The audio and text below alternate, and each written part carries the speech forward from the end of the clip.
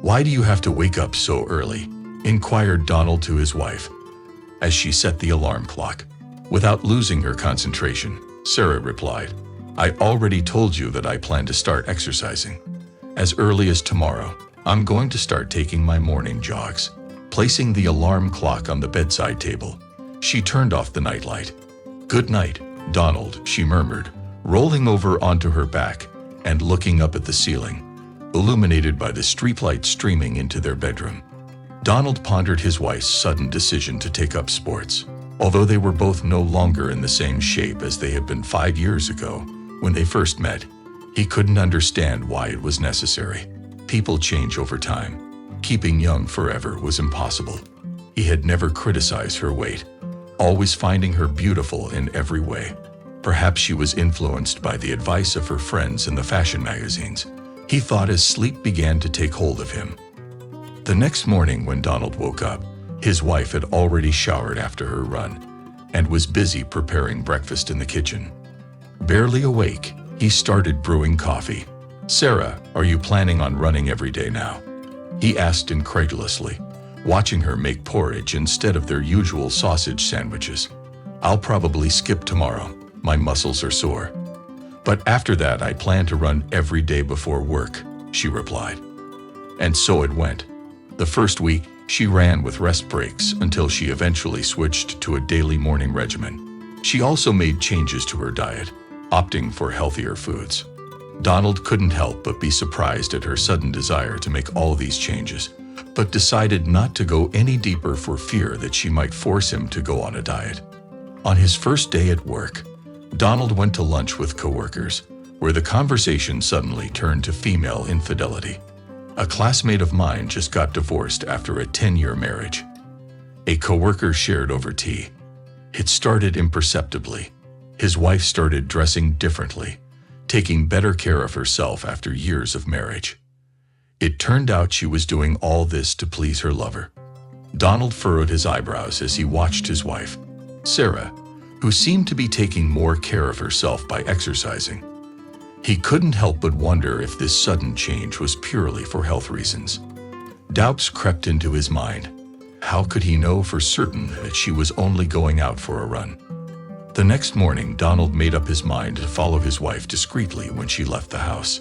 It was Saturday, and with no work commitments, he woke up a little later than she did. As soon as Sarah left the house, Donald quickly got ready and looked out the window to see if she was heading to the nearest park. Leaving the apartment, Donald walked in the same direction as Sarah.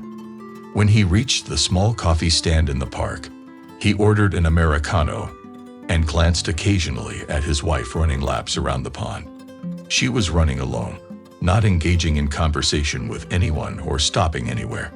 Suddenly, Donald's neighbor, Paul, called out to him as he was walking his dog. Paul jokingly asked if Donald was out jogging with his wife, to which Donald, grinning, explained that he was just having coffee.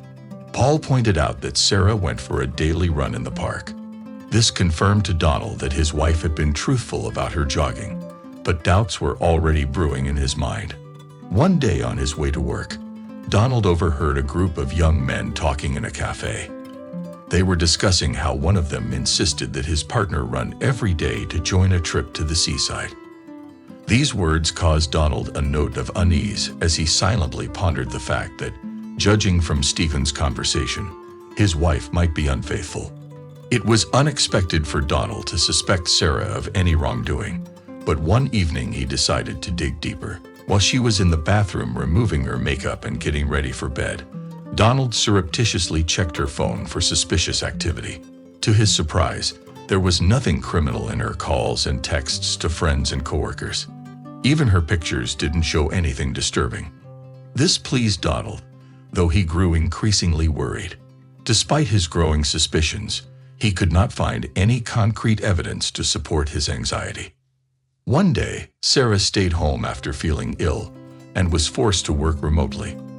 As she was receiving urgent work documents delivered by courier, Donald noticed a familiar face holding the door for the courier. It was the same man he had recently seen in the cafe. Confused by this coincidence, Donald tried to catch up with the man, but was unable to do so. He disappeared into the elevator. He hurried to the apartment. Donald demanded to know who the man was. Sarah explained that it was just a delivery man named Stephen. Despite Stephen's attempt to greet him, Donald stormed into the apartment and slammed the door shut.